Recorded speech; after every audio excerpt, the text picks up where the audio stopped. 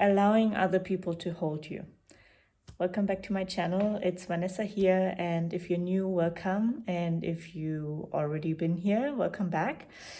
I just came from a yoga class and I had this huge realization, or not huge, but this realization, it was actually a very soft and tender realization.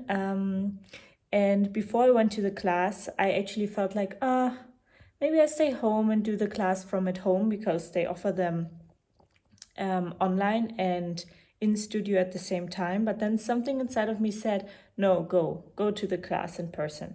So I went to the class, and when I entered the class, I felt a little bit of resistance because there was a smell in the air that I didn't really like. And I was just like, all right, let's just be here. Let's just release whatever is in the air right now and observe what's inside of me. And during the class, in the beginning, I felt a little bit like sickish even, but just because of like the smell that I felt in the air, and I was like, ugh. And I couldn't really concentrate on, I couldn't really turn my mind off very well. And so I just let it happen and observed my mind being quite busy. And then at some point, the teacher was coming around. She was lovely. She spoke in this really tender voice, and that felt already quite supportive. And then she came around and did adjustments with people. And then she came to me and pushed my leg a little bit and gave me an adjustment.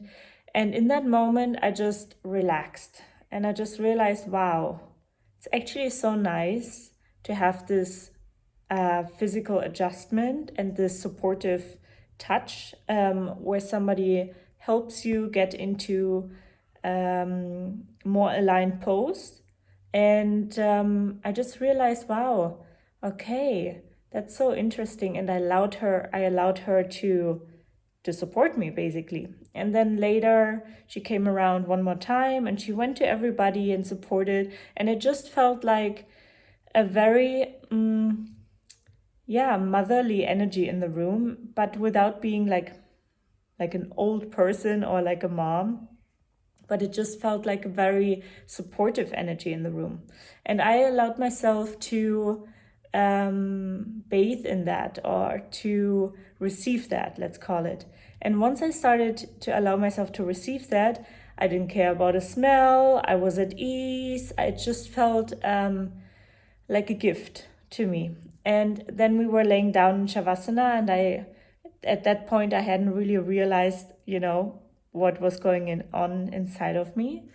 And then this realization came up, because I felt so at ease that I had a little tear running down my face, and I just realized, it's actually nice to let somebody hold space for you or hold you, support you, let somebody support you.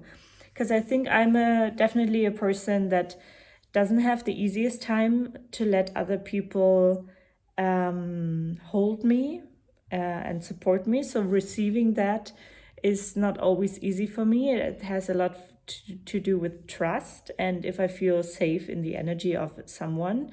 And I thought it's useful to share that with you, because sometimes we don't know what's going on inside of us or with us. And we walk into a room and we feel like maybe a little bit of resistance to be there. And then it's probably an invitation to see, do I feel safe to surrender and let this person guide me or hold space for me or support me in any way? And I just really wanted to share that, because especially if you are a very independent person, or learned or trained yourself to be very independent, hyper independent, especially as a woman or also as a man, and you trained yourself to maybe take a little bit of space from other people or do things your way by yourself. Maybe you're somebody who is in solitude a lot, and I'm not saying that this is not right. I love being alone and swim in my own energy for a while, but I also learned that I used to have that as a coping mechanism to protect myself from, potential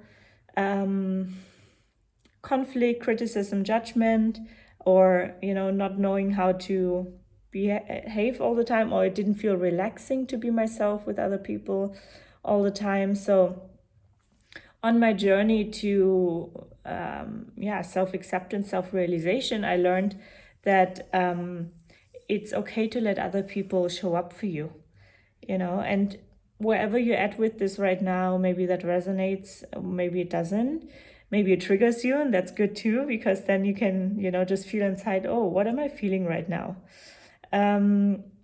It's just, a trust question, and it comes from the wound of abandonment, or the wound of not feeling seen and heard, and this feeling that, okay, I'm gonna do it my way, I'm gonna make my own path, and that's awesome, that's so brave if that's you, and at the same time, I also want to share that when I realized, yes, I can have my own path and be my own person and do things my way, and at the same time, I can allow others to hold me. And I can choose the people that I trust to hold me. And in the beginning, it was very hard for me to trust, especially strangers, or, sports class teachers, yoga teachers, somebody in a retreat space, holding space. But you will understand and feel, that's like the most important thing. You will feel comfortable with opening up when you feel somebody can hold space for you. And if you're somebody who grew up very quickly, so what I mean with that is you had to take responsibility quite early growing up. Maybe, your parents were not so mature or quite immature, or maybe you were even an immigrant and you spoke better the country's language than your parents, then they probably ask you to fill out documents or something. Or if if your parents weren't very mature and organized, then maybe you took on the organization or looked after your siblings or whatever. And then, then you may not know how it feels like to be held, right? There may be this desire inside of you, like a longing of wanting to be held or wanting love, but often we then automatically push this away because we don't know that this is safe, right? Because we haven't experienced strongly to be held in safety, and that somebody else takes the reins or takes care of you. And I've definitely gone through this. So that's why it's good to feel into that desire to wanting to be held. I know a lot of independent women also have that it's sometimes this pressure that you have to hold it all together. But actually what you want to do is just let loose and let somebody else make a decision sometimes, or let somebody else help you sometimes. And I just want to let you know, whatever you're feeling, whatever that desire for you is, it's valid. And it doesn't mean you're weak, and it doesn't mean you don't have it together. It just means that this is an unmet need that you carry on from childhood. And when we don't know those unmet needs, we take action in ways that may not always support us in the most beneficial way. And that may even have us attract people that are not so genuine, because we repeat this cycle of having to be the mature one, or having to like not having somebody to hold us, until we see, oh, this is a need I have. I just want somebody who is also holding me. Sometimes I can hold them, they can hold me. And I think it's a beautiful desire and need. And once we understand that we carry this primary need, then we can make better decisions of people that we let in our life, all kinds of different things that we create and invite into our life. And just find it really something that I remind myself of again and again. And today was just such a nice moment of laying there and realizing, oh, it was really nice to be held and guided, and have like a sort of a parental, it reminded me a bit of like a parental figure, that my parents were really quite immature growing up. And there's no judgment in that. I'm just sharing that because, it makes sense in this context. And so I sometimes felt like it's all on me, the pressure on my shoulders, to make it all work by myself. And I always come back to remind myself, okay, I have friends that I can call if I just, need a hug, or if I need to express something, or if I just need to, express my feelings or whatever. And there are people there for me. And if you say, no, I don't have those people, then you can create that space for yourself and think about, what kind of people would I love to surround myself with? And it may take some time, and there may be some loneliness in between. But trust me, once you understand who you want to have in your life, and what you're not making compromises on anymore, then you will meet those people, and because you understand suddenly, oh, I deserve that. I deserve to be held. I deserve support. I deserve people to show up for me. Yeah, even if I don't give anything back in that moment. It's good to give back, absolutely. But it's also nice to allow yourself to receive. And there's also a difference between allowing yourself cognitively to receive, and I receive, I allow myself to receive support. But is that true? Just challenging, playing devil's advocate here, because sometimes we don't know what's looping in our subconscious mind. Yeah. And then it's really interesting to, instead of think your way through it, feel inside, what are you longing for? What do you desire? What is a core need that you have? Because based on those core needs that are unmet, we also take action, and we try to meet them somehow. But often we're trying to meet them from a child's perspective, because those needs that are unmet, they have been unmet in childhood or growing up, and they became a wound. And we found coping mechanisms to sort of try and meet our needs. Yeah.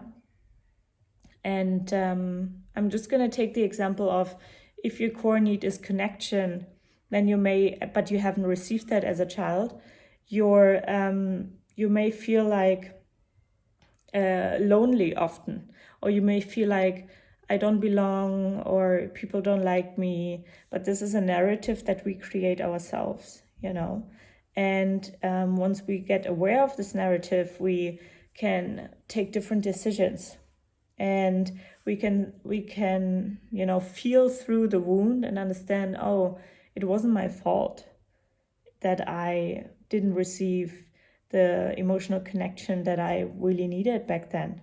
Just as an example, there are a million examples I could give you, but I just choose this one right now. And so you can decide, oh, I like, deep connections are important to me. I want people to, stay in touch with me. And then you can also communicate this to people. Yeah, I want to invite support. I want to communicate this to people, that I like to support people, and I also like if people, are proactive with me and ask me if I need support or whatever. Yeah. That's my message for today for you. Just know, even if you cannot feel it now, we all deserve love, connection, support, safety, belongingness, connection. And we all do deserve this, but sometimes we don't know it yet, because there's a wound underneath that makes us believe, I'm not good enough, I'm too much, I don't fit in, I don't belong, people abandon me. And all those worries or fears are valid, but they are also reprogrammable. So always know that the truth is love. And whenever you feel like I don't belong, there's a wound based on an experience you had in the past. But that experience or that series of experience doesn't stand for your worth. It doesn't stand for your deservingness. It happened to you, and within you, it happened especially within you, that wound, that it was created, but it doesn't represent your worth, and it doesn't represent what you deserve. So if you desire love and connection, you deserve it. Even if right now it doesn't feel like it. Yeah. It's really something that comes down to connecting to the wound, understanding what you haven't received, and through that understanding and feeling through, really want to empathize on the feeling through the pain that you may have experienced through that wound. Through feeling it through, you realize, it wasn't my fault, and you will realize what you deserve, and then suddenly, situations come when you meet good people, when you get support, and it all comes through releasing the core wound, feeling through the core wound.